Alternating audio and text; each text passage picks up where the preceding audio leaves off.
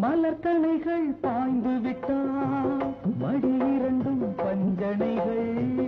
மலர்கணைகள் பாய்ந்து விட்டால் மடி இரண்டும் பஞ்சனைகள்.